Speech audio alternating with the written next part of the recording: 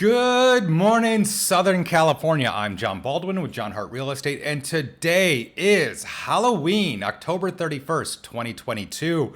Got a great article from HousingWire's RealTrends.com page today. This is Logan, I'm going to mangle his name, I'm sorry, Matashimi. Where's the bottom for new home sales? Now, I want to look at the new home sales data today because being the end of the month, I'm not going to get the October data until tomorrow, November 1st. So thought we'd look at some new home sales data and kind of how that will impact the resale market. And then later in the week, I'll do another video with the October data that I will be able to look at tomorrow. So, but let's get into it. I'm going to slide this over. So, all right, so here we are. Again, this is HousingWire.com's RealTrends.com page. And Logan Matashimi, I'm not mangling your name, dude. He's their chief economist, and I like his data. I think he does a good job, and he presents stuff in a reasonable manner. So, but let's get into it. So sales are historically low back to 1996 levels when rates were near 8%. Now, we're not at 8% now, but we started the year with rates in that like 3 to 4% range, and then we got up to 7. There's been a slight pullback over the last week, kind of leading up to the Fed meeting next week.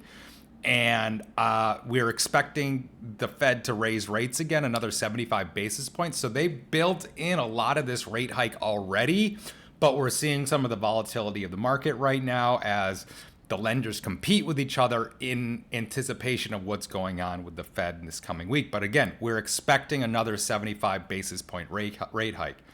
All right. September new home sales beat expectations, but don't get too excited. While monthly supply rose in this report, the previous reports were all revised lower and sale levels are still historically low. New home sales are now below the recession levels of 2000 and have fallen all the way to 1996 levels when interest rates were near 8%. So now he's going to go on to describe why we got the 2002 to 2007 bubble market. So as I've always tried to stress with home sales data, we have not had a massive credit sales boom like the one we saw during the housing bubble years. Again, 2002 to 2007, he's calling the housing bubble years. So we can't have a similar huge sales bust working from historically high levels. This is a positive in a sense that the downturn is more manageable. Sales weren't elevated with a credit boom boosted by exotic loan debt structures. So finding the bottom levels in sales is more reasonable. Yes, what he's saying here in plain English is we did not have the toxic mortgages just waiting to blow up this market. So we didn't have subprime, we didn't have negative amortization loans, we didn't have liar loans, we didn't have teaser rate loans where you were only qualified on the teaser, and when the rate exploded a year later, you didn't qualify anymore. So we didn't have any of that garbage that created a very shaky market with let's put it this way. The 2004 to 2007 market was built on a very bad foundation. And so everything that's been done since the crash is built on a rock solid foundation. So we have buyers or homeowners who have credit, income, assets.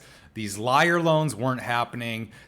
People who shouldn't have been given a mortgage were not given a mortgage over the last decade because the lenders learned their lesson from the previous, the bubble years, not to extend credit to somebody who isn't going to pay you back. So they learned their lesson, they improved, and so we don't have that bad, shaky underpinnings to this market. We actually have a significant amount of people sitting on large piles of equity right now.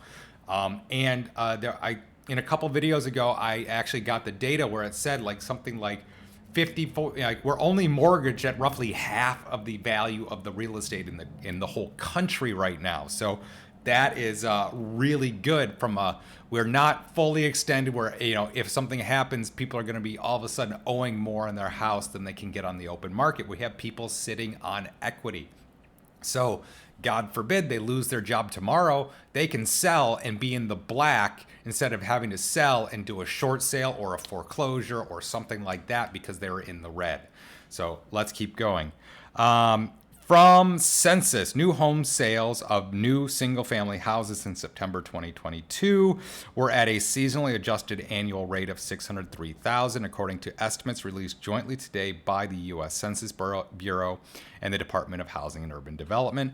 This is a 10.9% below the revised August rate of 677,000 and 17.6% below the September 2021 estimate of 732,000.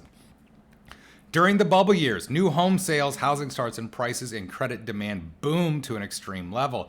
This was very unhealthy setup because demand couldn't sustain itself, and new home sales and starts were set up for a significant rapid decline, as you can see from the chart below. Now, we're going to get into this chart below, and you can see just that this black line here, this rapid increase in credit, and just, that was why everything crashed so much. Now look at this. This is a much more reasonable angle. So this doesn't mean that sales can't fall further from here, especially with rising mortgage rates. However, it shows that the builders are better at managing their supply and demand imbalances compared to the housing bubble years.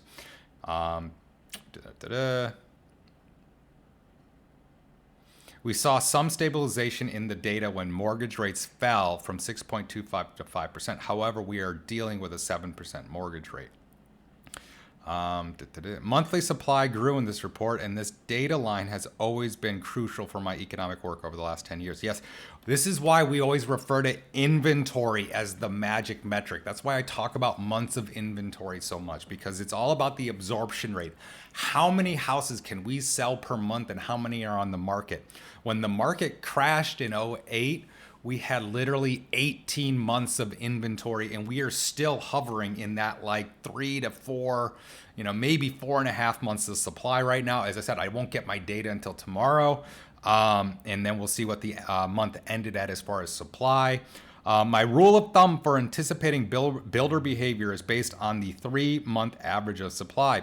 When supply is 4.3 months and below, this is an excellent market for builders. Basically, that's saying, hey, this is a seller's market for the resale market.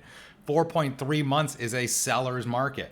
Anything in this sort of 4.4 to 6.4 is a slight seller advantage market, which builders always want a slight advantage over the buyer, because then they're not going to get concessions. They're not, and so this is basically a slight seller advantage market to a 6.4, which would be a balanced market. And then anything over 6.5 would be leading to a buyer's market, which is bad for a builder because then they're giving discounts, cutting prices, and they're going to lose money. So let's keep going.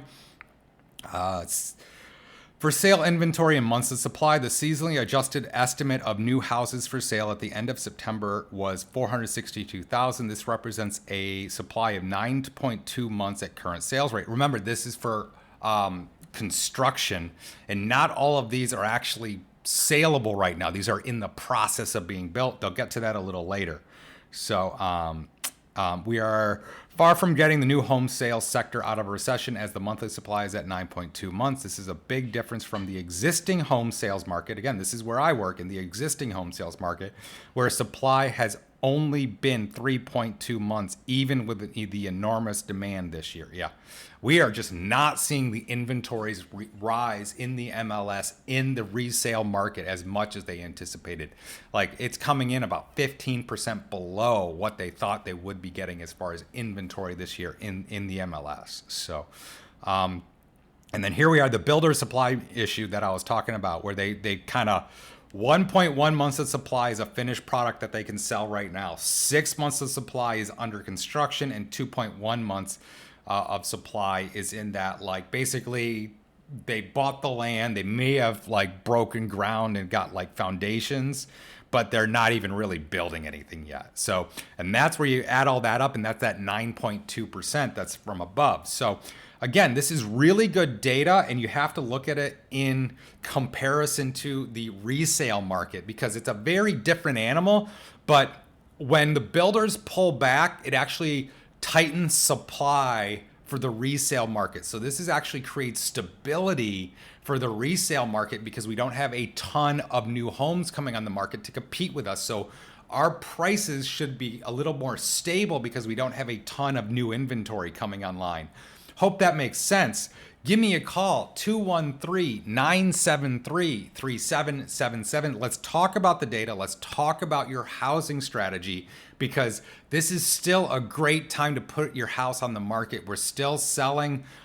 If you look at my last video, we're still 13% over a year ago. Now we're down from a month ago, but this is just what I call the frothiness of the market. So effectively, I feel like we're going sideways in the valuations of the data.